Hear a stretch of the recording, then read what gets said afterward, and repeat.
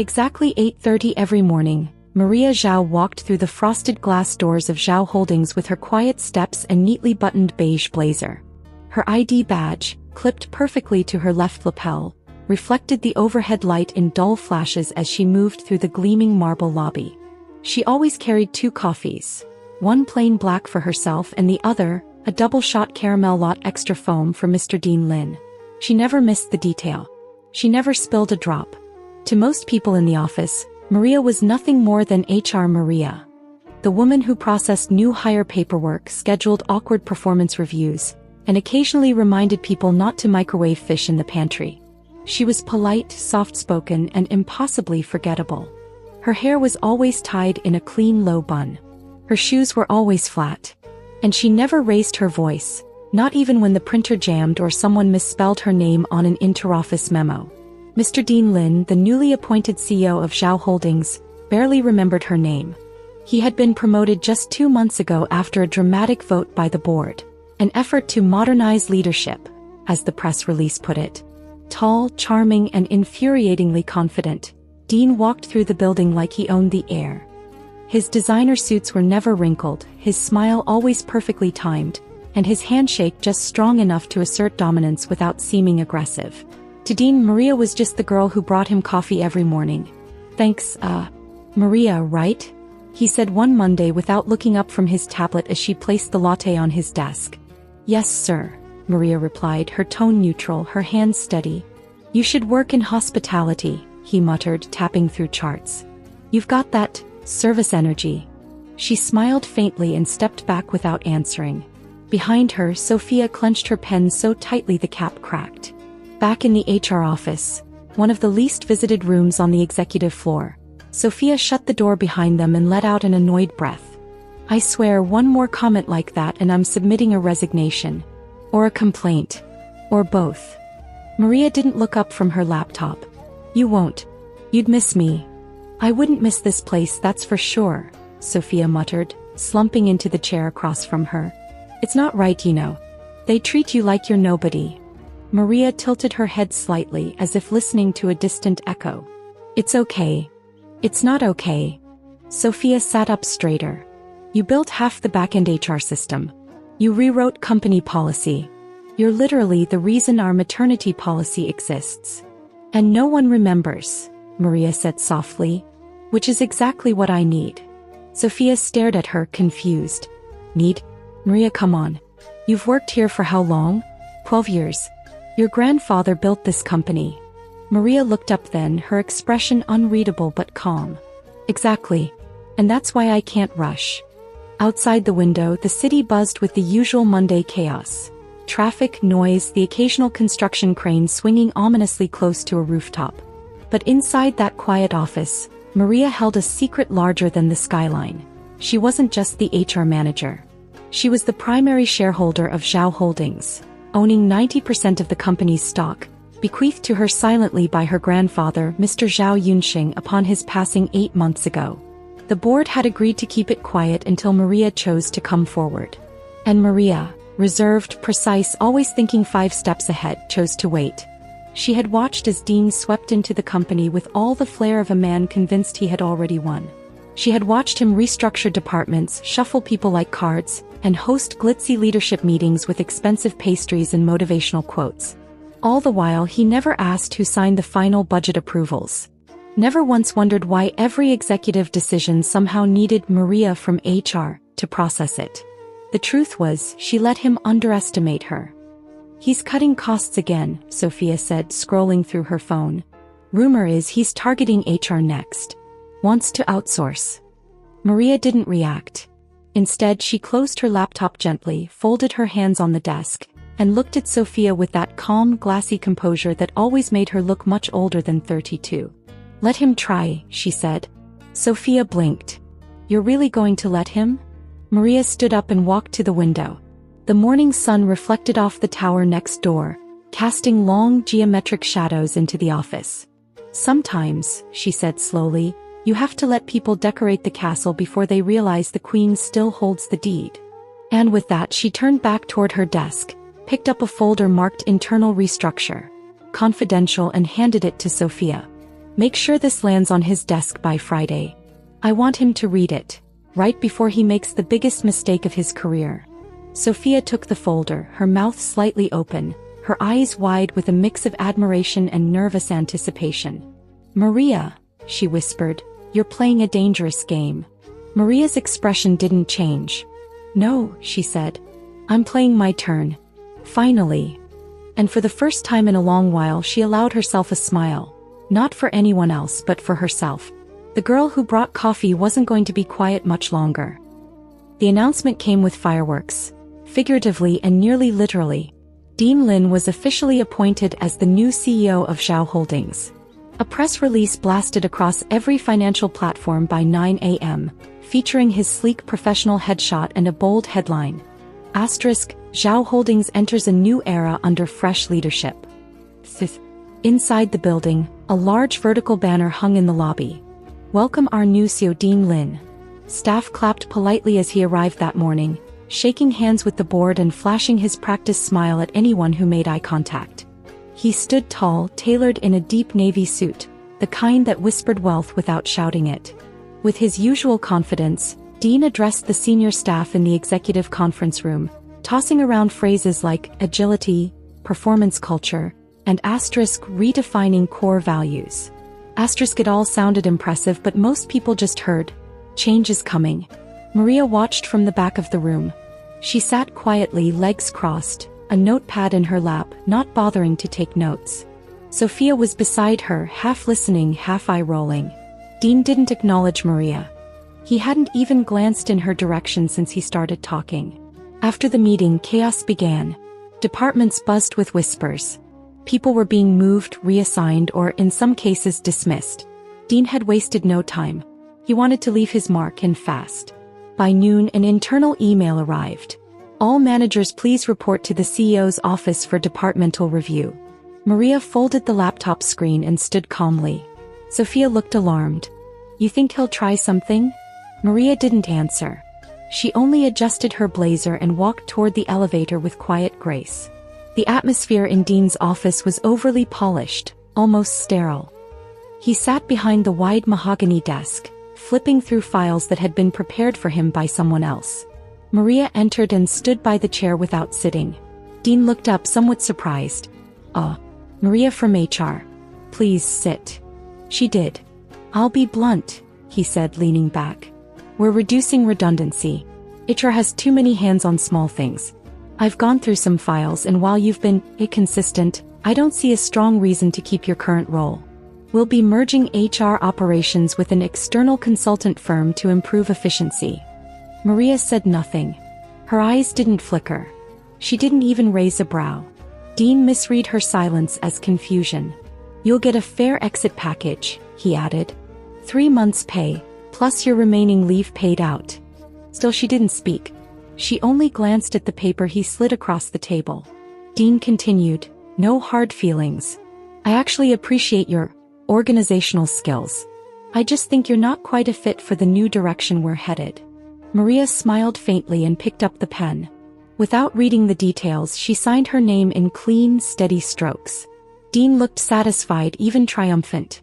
He stood, offered his hand. Maria stood, shook it briefly and replied softly, Congratulations on your new position, Mr. Lin. Then she turned and walked out, her steps even, her shoulders relaxed. Sophia was waiting in the hallway with anxious eyes. Well, I'm fired, Maria said simply. Sophia's jaw dropped. What? He actually... Yes. Sophia nearly swore but stopped herself. Are you going to say something? Show him the shares? You own this place, Maria. Maria pressed the elevator button calmly. Not yet. Not yet. Sophia followed her in. Maria, he just fired you. I know. Maria smiled slightly. And tomorrow I'll walk back in, just not as the girl who brings coffee. Sophia stared at her, trying to keep up with the calm storm that was brewing behind Maria's quiet demeanor. He thinks he's in charge, Maria continued, her tone still light. He thinks he's the hero of this story. Sophia folded her arms, half in awe, half in shock. And you're letting him write his own ending?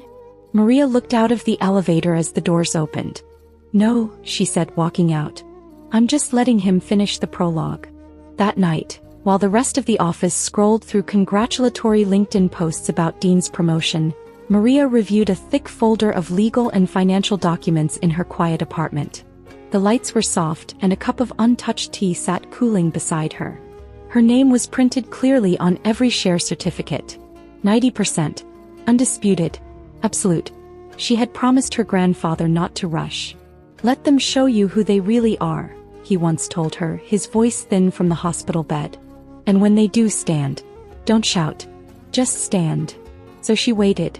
Because tomorrow she wouldn't come back to the office as HR Maria. She would return as the majority shareholder.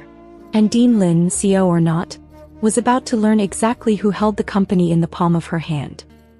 The next morning, Sophia slammed her reusable coffee cup down on the kitchen counter in Maria's apartment with more force than necessary. I can't believe this. He actually did it. He fired you. Of all people.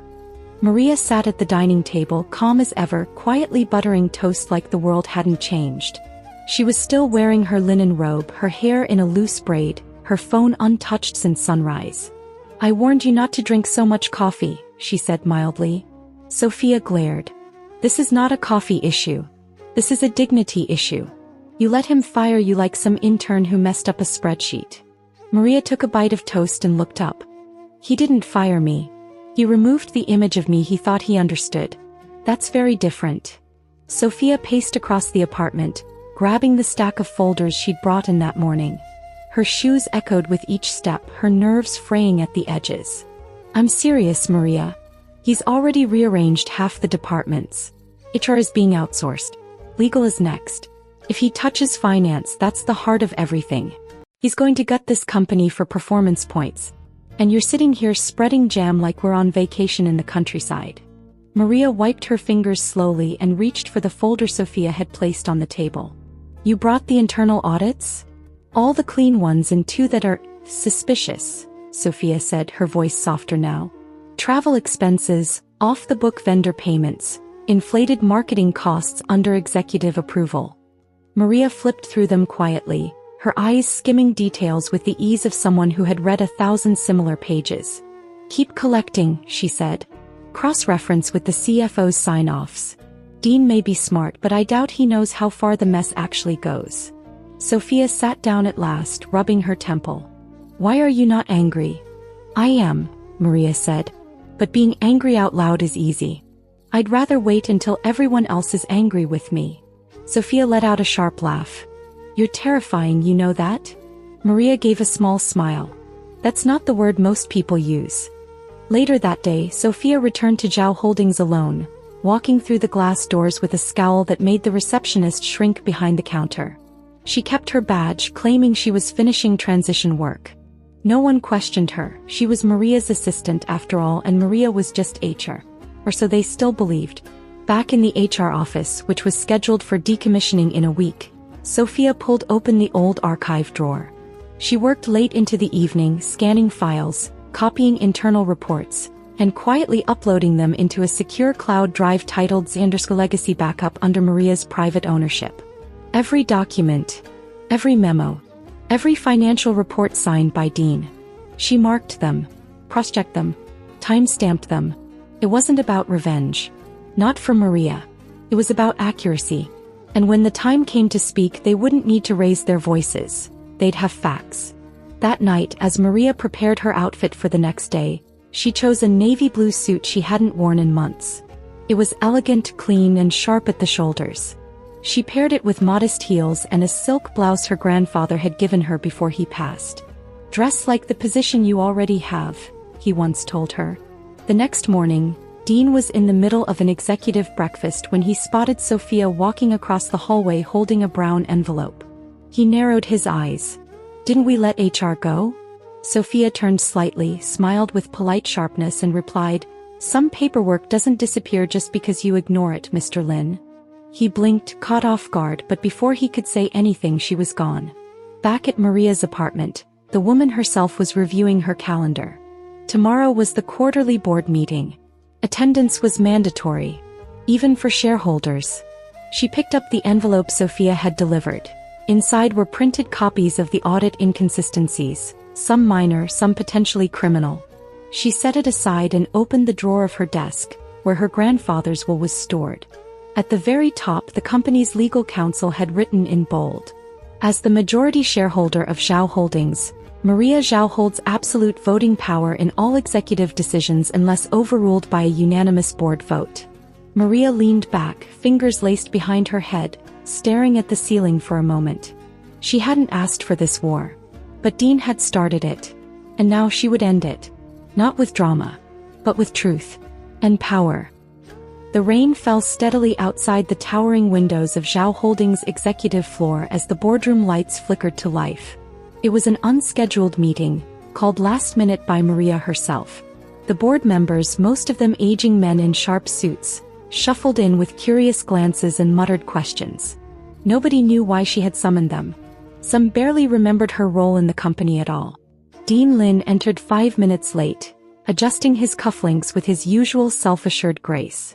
He was still riding the high of his new title. To him, this meeting was nothing more than a formality.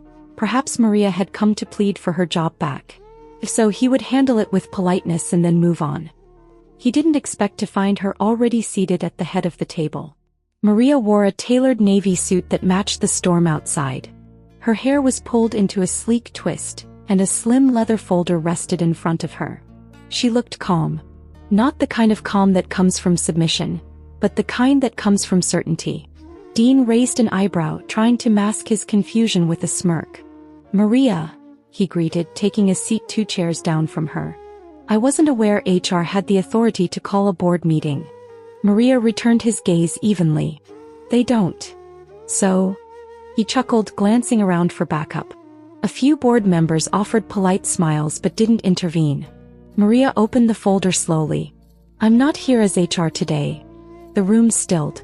She pulled out a single sheet of paper, worn but crisp, and placed it at the center of the table. "This," she said clearly, "is my grandfather's will. Zhao Yunxing, founder and sole owner of Zhao Holdings, passed on controlling interest to me 8 months ago. 90% of the company's voting stock. Verified. Notarized. Registered." There was a pause. Then gasps. One of the older board members leaned forward, squinting at the document. Another whispered to his neighbor. Dean straightened slowly in his seat, the color draining from his face. "That's not," he started. But Maria raised a hand slightly, not rudely, but with enough quiet power to silence him. "I was advised by legal counsel not to make a formal appearance as majority shareholder until I was ready. I didn't want to interfere with operations. I believed in transition, in observation. And I gave Mr. Lin the benefit of the doubt." She looked directly at Dean, and for the first time since she'd joined the company over a decade ago, her gaze held command. "But now I have reason to believe there has been mismanagement, misallocation of funds, and unethical decision-making that directly threatens the legacy of my grandfather's company." Dean looked around, trying to gauge support, but the faces around him were cautious now, unsure. Maria continued, her tone steady. "I'm requesting an immediate internal audit effective today. Full transparency across all departments." Dean sat back, trying to collect himself. "Maria, this is dramatic. You were fired. You're upset. Let's not act on emotion." Maria folded her hands. "I'm not upset. I'm just informed. And I'm no longer acting as your employee. I'm acting as the majority owner of this company." Someone coughed. The man from legal, Mr. Chin, spoke up at last. "We have verified the will. The shares are legitimate. If Ms. Zhao is invoking her authority, we are legally bound to honor it." Dean's lips parted, but no words came. Maria stood, slow and deliberate. She placed another envelope on the table. "This contains copies of documents recently obtained by my assistant. Documents showing irregularities in financial decisions made over the past 60 days. Vendor payments, discretionary travel, inflated budgets with no board oversight." She looked at Dean one last time. "I gave you room to lead. You used it to decorate yourself." Then she turned to the board. "I will not sit quietly while this company's foundation is weakened for personal ambition. If anyone in this room believes I'm acting out of pride, feel free to vote against me. But if you believe in Zhao Holdings, then you know this is what must be done. The board was silent for several long seconds.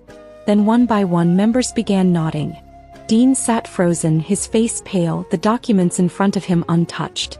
Maria gathered her folder, gave a small nod to Mr. Chen and walked toward the exit. Just before reaching the door she paused. "Oh, and Mr. Lin," she said without turning back, "do clear your schedule for tomorrow. The audit begins at 9 a.m. She walked out without another word.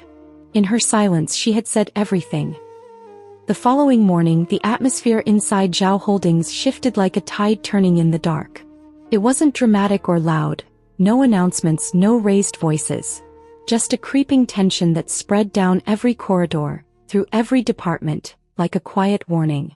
At precisely 9 a.m., a team of auditors walked into the building.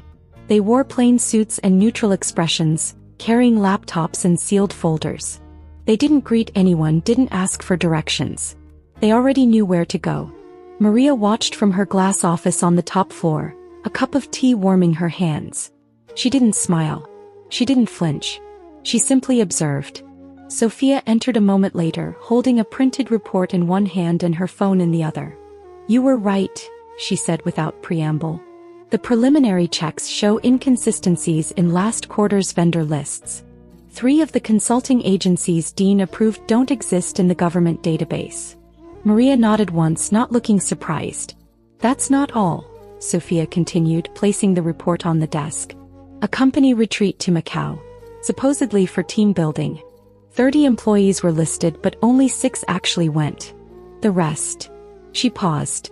"Ghost names. The funds went through though." Maria gently turned a page of the report, her expression unchanged. "Keep tracking the paper trail. I want every transaction cross-checked with attendance, signed invoices and delivery confirmations." Sophia hesitated. "He's starting to panic." Maria finally looked up. "Good." Meanwhile, in the executive suite 2 floors below, Dean was anything but calm. He paced around his office, sleeves rolled up, tie loose around his neck. His assistant tried to reassure him, but her words were met with silence. He stared at the audit email on his screen. Request for supporting documents. Project Titan travel expenses, Q220XX. It wasn't even the 5th such email that morning. He opened his drawer, yanked out a binder labeled Titan and began flipping through receipts. Some real, some fabricated. He swore under his breath. His confidence, once smooth and unshakable, had started to crack like cheap glass. A knock on the door. He turned. It was the lead auditor, a calm man in his 50s, accompanied by Mr. Chen from legal. "Mr. Lin," said the auditor, "we'll need you to join us in conference room B for clarification on several financial authorizations made under your name." Dean forced a smile. "Of course. Just give me 5 minutes." As the door closed again, Dean sat down hard in his chair. He ran both hands over his face. This wasn't going away. Maria had meant every word. Later that afternoon in the conference room, a slideshow was being projected onto the wall. It showed Dean's signature on multiple invoices tied to dummy corporations. Firms that had no website, no contact information, no traceable tax ID. Maria sat at the far end of the table, arms crossed gently, silent as the images spoke louder than any accusation. She wasn't angry. She didn't need to be. The truth was doing the work for her. Dean tried to explain. "That expense was authorized by the former operations director. I was told it was an urgent project." "No authorization was recorded," one auditor replied calmly. "I don't manage every line item. These things." "You signed off personally," Mr. Chen interrupted, tapping the screen. "Each of these shows your approval." Dean's voice cracked slightly. "It was protocol. I trusted the information given to me." Sophia, seated beside Maria, took notes without looking up. By the end of the session, Dean had stopped responding altogether. His eyes drifted toward the floor. He barely noticed when Maria stood. "We'll reconvene tomorrow," she said quietly. As they left, one board member muttered to another, "I always thought she was just a polite face. Turns out she's the spine." That night, Maria returned to her apartment, exhausted but composed. She removed her heels slowly and placed them beside the door. Then she walked to her study and opened a locked drawer, taking out her grandfather's journal. Inside were notes he had written during his final months, concerns about Dean, warnings about bored complacency, and a final line that she had read a dozen times before. The greatest legacy is not wealth. It's the wisdom to guard it well. Maria closed the journal. Tomorrow more secrets would surface. More lies would unravel. But tonight she allowed herself a breath. The storm had begun, and for once it wasn't hers to weather. The elevator doors opened to an empty hallway on the executive floor. It was after hours and most of the staff had gone home. The lights were dimmed to a soft glow, casting long shadows along the polished marble floor. Maria walked out slowly, heels echoing softly as she made her way toward her office. She had stayed behind to finish reviewing the final audit summaries. The evidence was more than enough to justify disciplinary action, or even legal steps, against Dean. But the decision wasn't just about consequences. It was about legacy and control and doing what her grandfather would have done. When she reached her door, she paused. The light inside was on.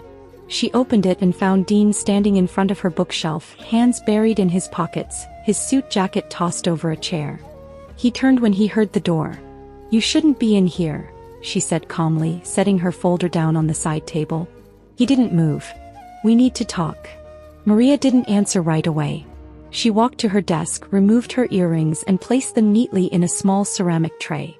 Dean exhaled heavily, then took a step closer. "Why didn't you tell me who you were?" Her hands paused. Then she turned to face him. "You never asked," she said simply. His jaw clenched, but there was no fire in his expression, just confusion. Maybe even something close to regret. "You let me fire you.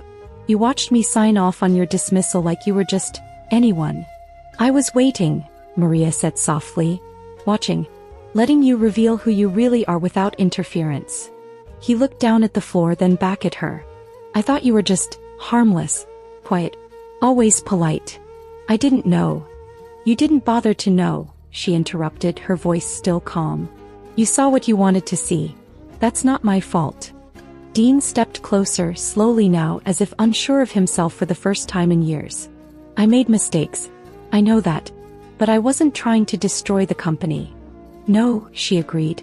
"You were trying to build a throne. You just didn't care who you stepped on to do it." There was silence between them. Heavy. Complicated. Dean stared at her like he was seeing her for the first time. Not as the HR woman.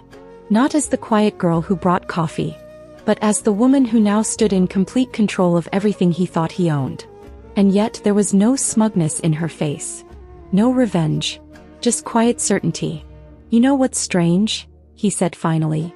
"The more you put me in my place, the more I realize I should have listened to you. I should have seen you." Maria tilted her head slightly. "And what would you have done if you had?" He didn't answer right away. Then softly, "Maybe I wouldn't have fired the only person who was actually qualified to lead this company." Maria's eyes softened just a fraction, but her voice stayed steady. "Flattery won't erase signatures." "I'm not flattering you." Dean stepped closer again, his voice lower now. "I'm admitting I failed. I judged you. I thought you were just a quiet woman who played it safe. And now I know you were playing chess while I was still teaching myself checkers." Maria allowed herself a small smile, not of triumph but something quieter. "It's not a game, Dean. It never was. This company isn't a ladder or a race. It's a legacy. And you treated it like a playground." Dean looked away, ashamed, but something inside him was shifting.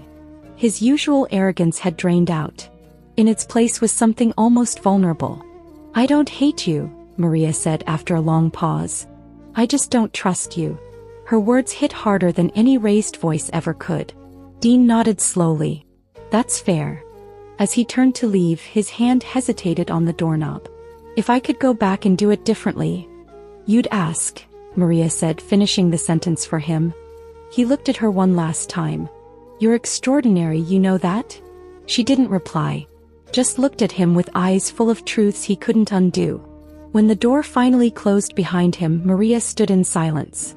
There was no satisfaction in his fall. Only a strange ache in her chest. Because she had won. But it didn't feel like victory. Not yet. The boardroom was colder than usual. The blinds were half-drawn, blocking most of the morning light.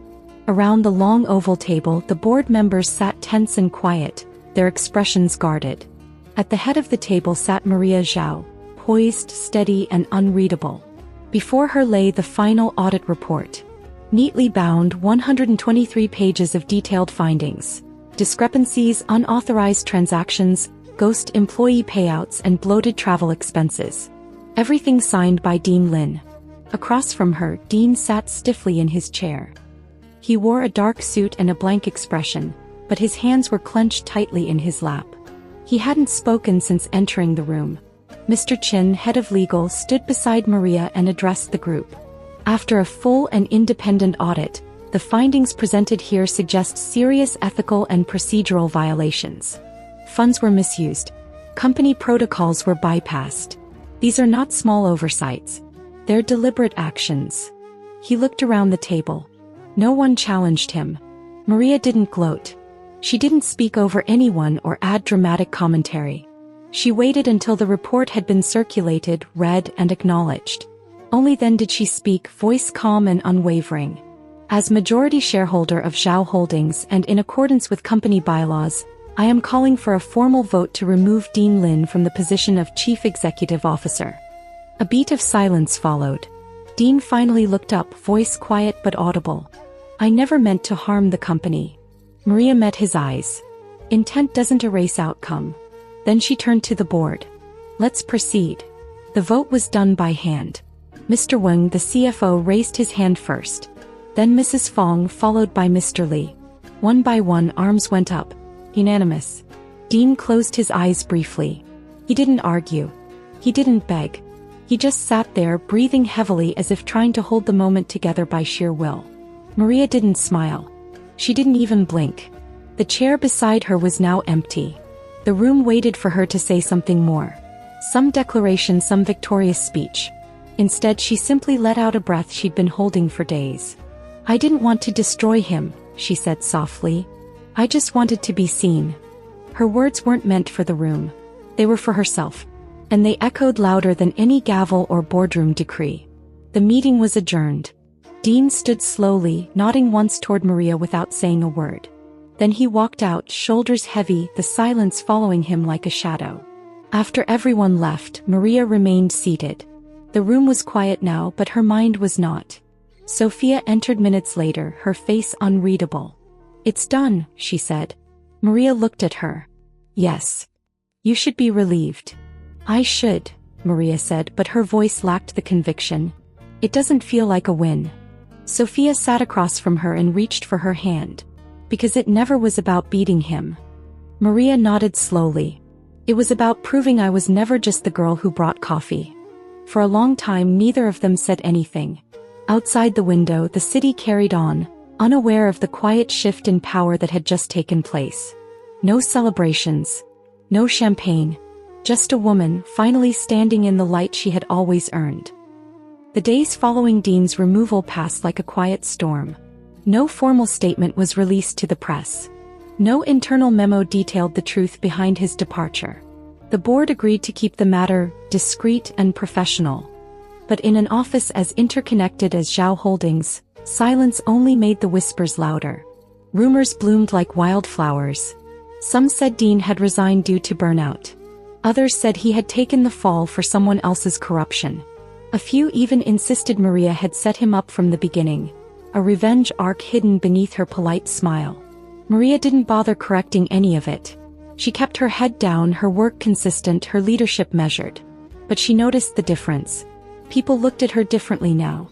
Not with condescension or dismissal, but with caution, curiosity, and in some cases admiration. Employees who once barely nodded in the elevator now stood when she entered a meeting room. Some whispered about how she turned the company around. Others called her the silent boss. Maria didn't want to be feared. So she spent the following weeks focusing on healing what Dean's tenure had frayed. She held personal check-ins with every department head, not as a shareholder but as a listener. She restructured the HR policies to emphasize transparency. Bonuses were tied to contribution, not connections.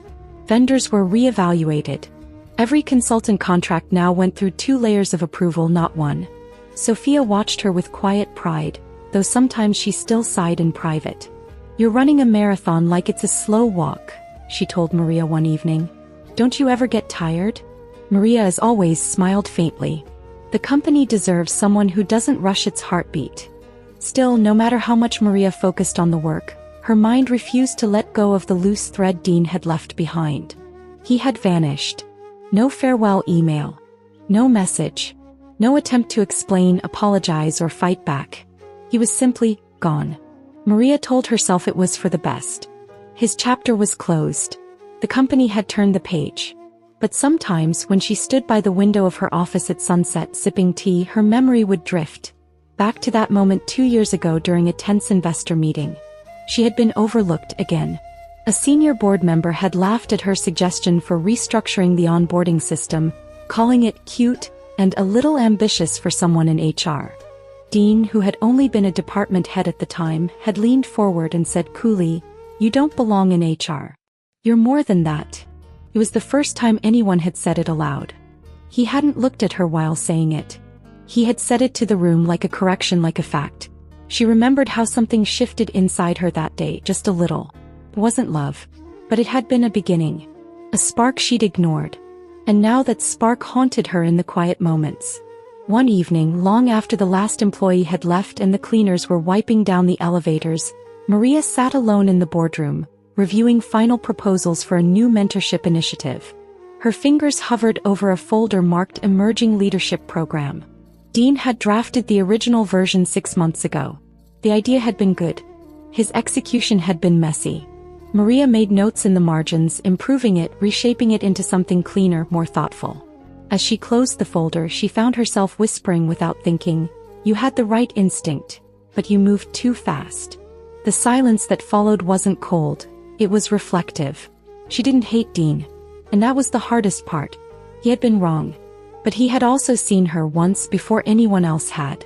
And that memory lingered like a quiet ache she couldn't fully dismiss. It was a crisp morning when Maria saw him again. She had just stepped out of the elevator, arms full of documents, when she noticed a familiar silhouette standing in the lobby.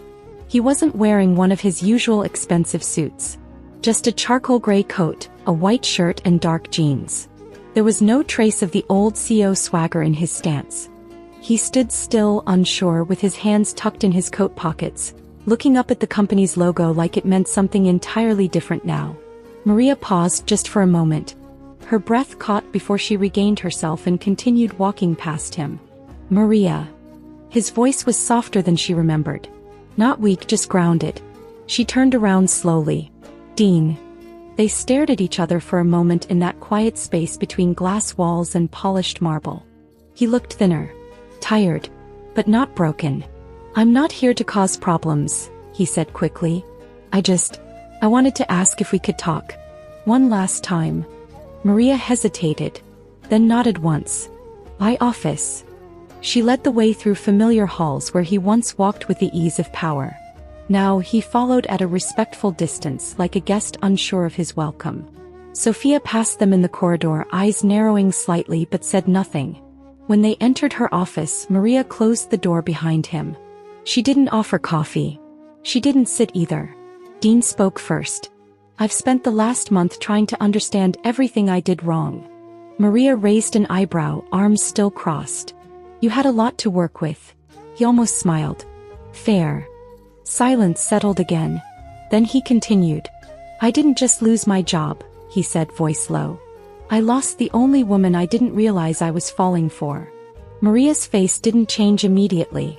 Her eyes stayed on his, unmoved, unreadable. But something behind them stirred, just slightly. A flicker, not of surprise but of something older. Something that had been pushed down long before this moment. Dean didn't step closer. He didn't try to reach for her hand or plead.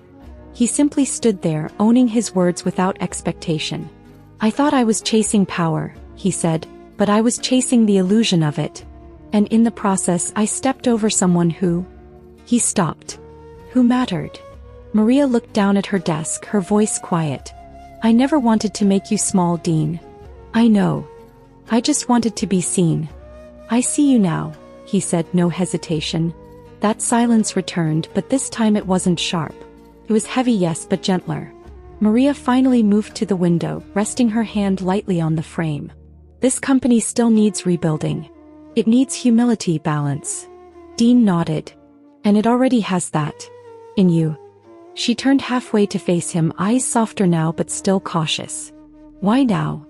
Because I didn't want to leave without saying the truth. And what do you want from me? Dean shook his head slowly. Nothing. Just this. Just to say it. Maria nodded slightly. No promises.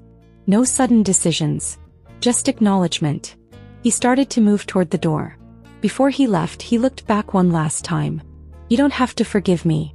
But thank you for reminding me who I should have been all along. The door closed behind him quietly.